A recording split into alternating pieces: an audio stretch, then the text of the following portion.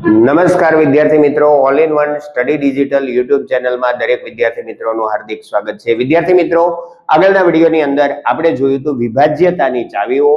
આ વિડીયોની અંદર આપણે ભણવાનું છે વિભાજ્યતાની ચાવીઓ આધારે પરીક્ષામાં પૂછાતા દાખલાઓ। તો વિદ્યાર્થી મિત્રો, ચાવીઓ આપણે આગળના વિડીયોની અંદર વ્યવસ્થિત કરી હતી, તો આ વિડીયોની અંદર આપણે જોવું છે વિભાજ્યતાની ચાવીઓના આધારે કેટલાક દાખલાઓ અને પરીક્ષાની અંદર પૂછાતા કેટલાક પ્રશ્નોનું સોલ્યુશન। તો વિદ્યાર્થી મિત્રો, આગળ વધીએ। 1836 ને 17 વડે ભાગતા ભાગફળ કેટલું મળે? આપણને સંખ્યા આપવામાં આવી છે 1836, એને 17 વડે ભાગતા એટલે આપણે આનો ભાગાકાર કરી દઈશું 17 વડે। ભાગફળ કેટલું મળે? તો 17 વડે આપણે ભાગાકાર કરીએ તો 17 એકા 17, અહીંયા 8 માંથી 7 જાય તો 1, 1 માંથી 1 જાય તો 0, ઉપરથી આવ્યા 3। આપણે ભાગાકાર કરી શકતા નથી, કેમ કે 13 છે 17 કરતા નાના છે, તો અહીંયા ભાગમાં આપણે 0 મૂકશું અને ઉપરથી લઈ લઈએ 6, તો 136। હવે આપણને 17 નો ઘડિયો આવડે છે, તો 17 અઠ્ઠા 136, 0 0 0, એટલે કે અહીંયા શેષ થઈ ગઈ 0 અને આપણને મળ્યું ભાગફળ કેટલું? 108। તો વિદ્યાર્થી મિત્રો, વિકલ્પ એ આપણા પ્રશ્નનો જવાબ થશે। વિદ્યાર્થી મિત્રો, આટલી નાનકડી ગણતરી છે। આપણે જ્યારે પ્રશ્નપત્ર આપણા હાથમાં આવે ત્યારે આપણે રફ કામનું પેજ છે અથવા પ્રશ્નપત્રમાં નીચે રફ કામ માટે અથવા કાચા કામ માટેની જગ્યા છે, એની અંદર આટલો નાનકડો દાખલો ગણી લેવાનો। ડાયરેક્ટ આમાં જવાબ લખવાની ટ્રાય કરવાની નથી। જો એકદમ પરફેક્ટ તમને ખબર હોય તો જ લખવાનું, બાકી આની અંદર ભાગાકાર કરવાનો છે તો ભાગાકાર કર્યા વગર આપણને જવાબ મળશે નહીં। એટલા માટે ખાસ ધ્યાન રાખવાનું કે આપણે દરેક વખતે જ્યાં જરૂર પડે ગણતરીની, તો નીચે આપેલું કાચું કામ માટેની જગ્યામાં ગણતરી કરી લેવી। વિદ્યાર્થી મિત્રો, આપણને આપ્યું છે 1084, આને 13 વડે ભાગતા મળતા ભાગફળ અને શેષ બંને જણાવવાનું છે। તો વિદ્યાર્થી મિત્રો, 1084 આ સંખ્યાને આપણે પહેલા 13 વડે ભાગાકાર કરી દેવાનો। 13 નો ઘડિયો બોલીએ તો 13 અઠ્ઠા 104, 8 માંથી 4 જશે તો 4, અહીંયા 0 માંથી 0, 1 માંથી 1 એટલે 0 0, ઉપરથી આવ્યા 4। હવે 44 છે, 13 નો ઘડિયો બોલીએ, 44 સુધી નથી જવાનું, એનાથી નીચે રહેવાનું છે।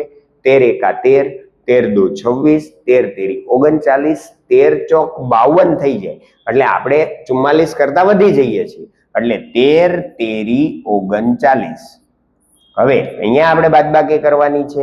4 માંથી 9 ન જાય, અહીંયા લઈ આવ્યા 10 એટલે 14 થયા।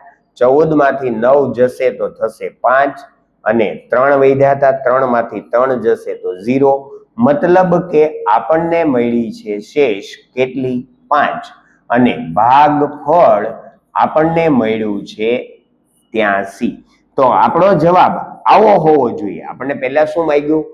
ભાગતા મળતા ભાગફળ અને શેષ જણાવો, એટલે કે પહેલું મળ્યું એ ભાગફળ મળ્યું, પછી મળી શેષ મળી, એટલે વિકલ્પમાં આપણને આવી રીતે બે સંખ્યા આપેલી હશે, 83 અલ્પવિરામ 5 જોવાનું। 85 અલ્પવિરામ 3 આપણો જવાબ નથી, 84 અલ્પવિરામ 4 આપણો જવાબ નથી, 83 અલ્પવિરામ 5 એટલે કે આપણો આ જવાબ છે, અને 81 9 એ પણ આપણો જવાબ નથી। તો વિદ્યાર્થી મિત્રો, 83 5 એ આપણા આ પ્રશ્નનો ઉકેલ થશે।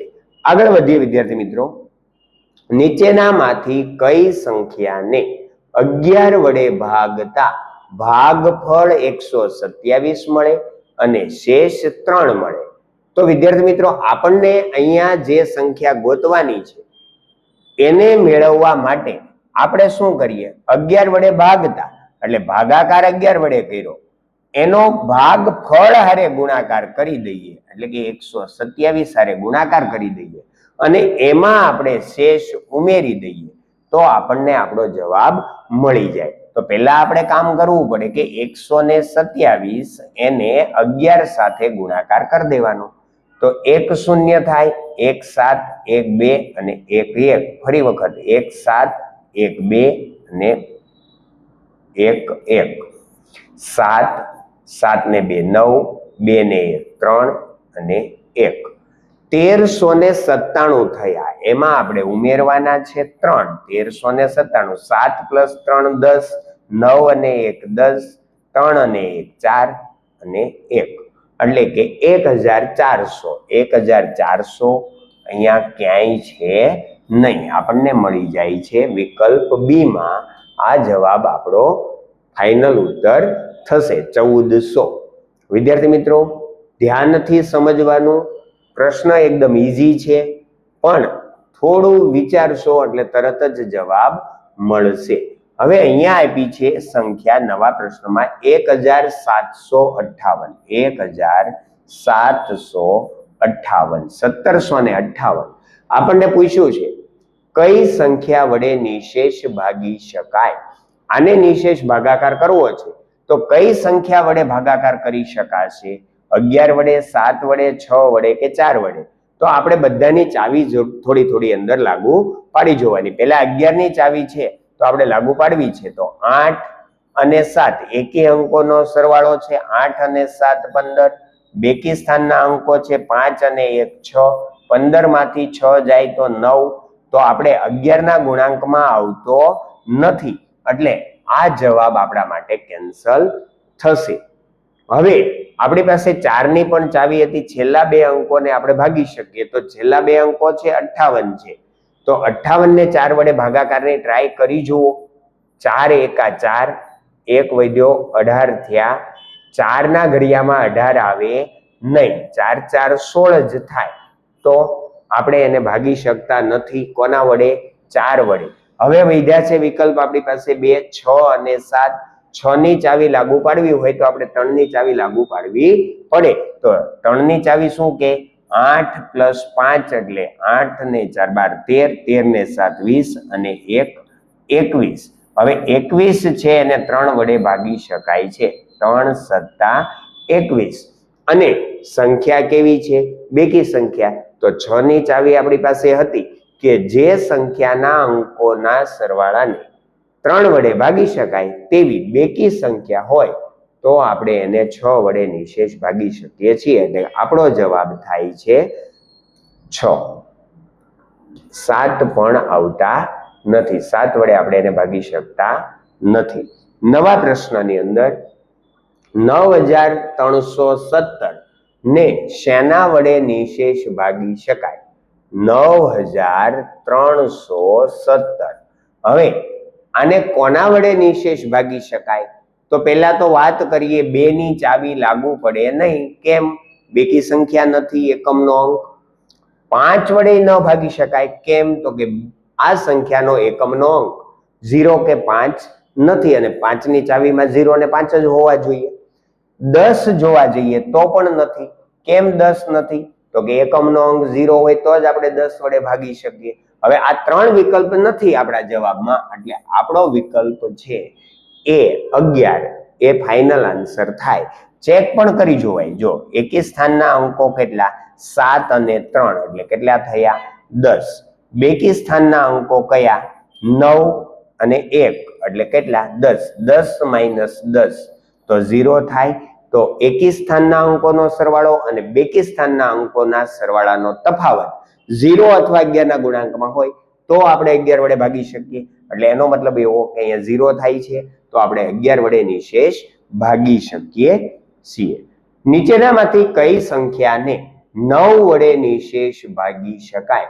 હવે 9 વડે ભાગવા માટે આપણી પાસે 9 ની ચાવી હોવી જોઈએ કે આપેલી સંખ્યાના અંકોનો સરવાળો જો 9 વડે ભાગી શકાય તો એ સંખ્યાને 9 વડે ભાગી શકાય. હવે એ વિકલ્પમાં 5 + 4 એટલે 9 છે તો આપણે એને 9 વડે નિશેષ ભાગી શકીએ. બાકીને એમાં જુઓ 9 ને 3 12, 12 ને 6 18, 18 ને 3 21, 21 છે એને આપણે 9 વડે ભાગી શકતા નથી. 9 9 18 19 20 21 9 વડે ભાગી શકાતા નથી. 6 ને 3 9 ને 9 9 ને 3 12 12 ને 9 21 એને પણ 3 વડે ભાગી શકાતા નથી. મતલબ કે આ સંખ્યા એ જે છે એને આપણે 9 વડે નિશેષ ભાગી શકીએ છીએ. આગળ વધીએ.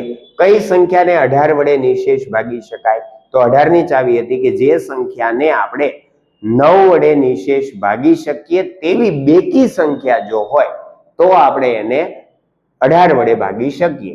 તો પહેલા 9 ની ચાવી લગાવી દેવાની. પહેલા તો બેકી સંખ્યા જોઈ લેવાની. બેકી સંખ્યા જોવા માટે અહીંયા બેકી છે, અહીંયા છે, અહીંયા છે. આના વિકલ્પમાં એકી સંખ્યા છે એટલે એ તો કેન્સલ થઈ જ જાય છે. હવે 3 વધ્યા એના માટે આપણે 9 ની ચાવી લગાવવાની. 6 7 7 ને 8 15 અને 1 16. સંખ્યાના અંકોનો સરવાળો 16 છે. 9 ના ગુણાંકમાં આવશે નહીં એટલે આ વિકલ્પ કેન્સલ. અહીંયા આવીએ. 9 ને 9 18 18 ને 9 27 ને 9 36 ને 1 37. 37 વિકલ્પ પણ 9 ના ઘડિયામાં આવતો નથી એટલે 9 ની ચાવી લાગુ પાડી શકાતી નથી તો એ વિકલ્પ પણ કેન્સલ થયો. આ વિકલ્પને જોઈ લઈએ.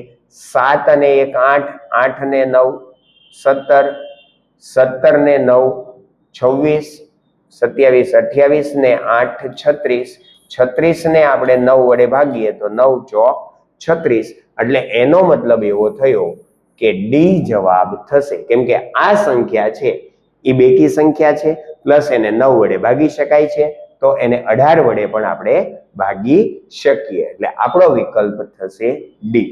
નવા પ્રશ્નમાં આગળ વધીએ. નીચેનામાંથી કઈ સંખ્યાને 2 3 અને 5 વડે નિશેષ ભાગી શકાય? તો 2 3 અને 5 વડે તો 2 ની ચાવી લાગવી પડે, 5 ની ચાવી લાગવી પડે અને 3 ની ચાવી લાગવી પડે. તો હવે પહેલી સંખ્યાની વાત કરીએ તો અહીંયા એકમનો અંક 5 છે તો 5 ની ચાવી લાગુ પડી શકે 0 ને 5. પણ બેકી સંખ્યા હોય તો 2 4 6 8 હોવા જોઈએ, એ નથી એટલે આપણે એને ભાગી શકતા નથી. અહીંયા આગળ વધીએ. આમાં 6 છે એને થોડી વાર રાખીએ, જોઈ લઈએ. એકમનો અંક 6 તો 2 વડે તો ભાગી શકાય પણ 5 ની ચાવી ત્યાં લાગુ પડે નહીં. કેમ? કે એકમનો અંક 0 કે 5 હોવો જોઈએ એટલે આ વિકલ્પ આપણો કેન્સલ થાય છે. હવે વધ્યા આ બે વિકલ્પ. અહીંયા 5 છે તો આપણને ખબર છે કે 5 વડે ભાગી શકાય પણ 2 વડે એને ભાગી શકાય નહીં. કેમ? તો કે અહીંયા 2 4 6 અંક નથી. હવે વધ્યા 2220 આપણો ફાઇનલ છે, એ જવાબ પણ થશે. અને આપણે જોઈ પણ લઈએ 2 વડે તો કે હા એકમનો અંક 0 છે એટલે 0 2 4 6 8 હોય તો ભાગી શકાય. 5 વડે તો કે એકમનો અંક 0 છે એટલે 5 વડે ભાગી શકાય. અને 3 વડે તો કે 3 ની ચાવી લાગુ પડે. 2 2 4 ને 2 6 અંકોનો સરવાળો 6 છે.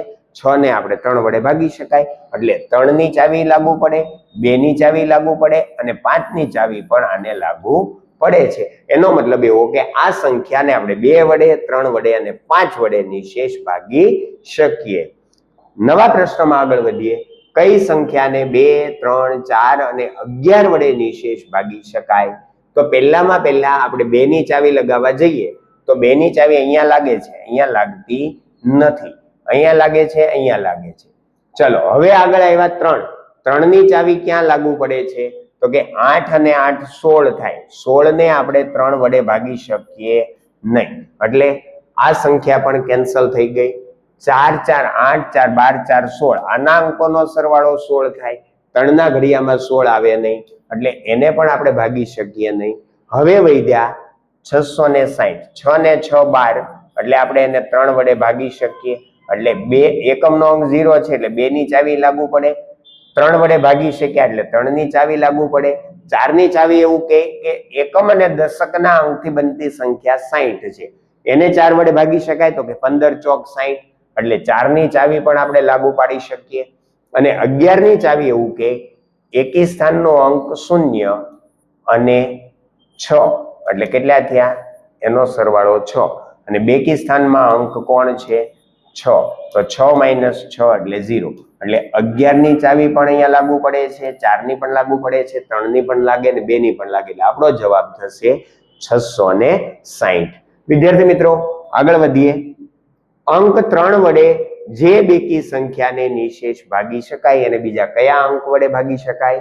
તો આપણને સ્પષ્ટ ખબર છે કે 6 ની ચાવી એવું કહેતી હતી કે 3 વડે ભાગી શકાય એવી બધી બેકી સંખ્યાને 6 વડે ભાગી શકાય, એટલે કે 5, 9, 11 નહીં, પણ આપણો જવાબ થઈ જશે ડી. બરાબર. આગળના પ્રશ્નની અંદર જઈએ કે જે સંખ્યાને 10 વડે નિશેષ ભાગી શકાય તો નીચેનામાંથી કયા બે અંકો વડે ભાગી શકાય?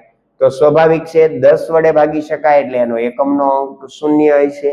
એકમનો અંક 0 હોય તો એની ચાવી 2 ની છે કે 2, 4, 6, 8 હોય તો 2 વડે ભાગી શકાય.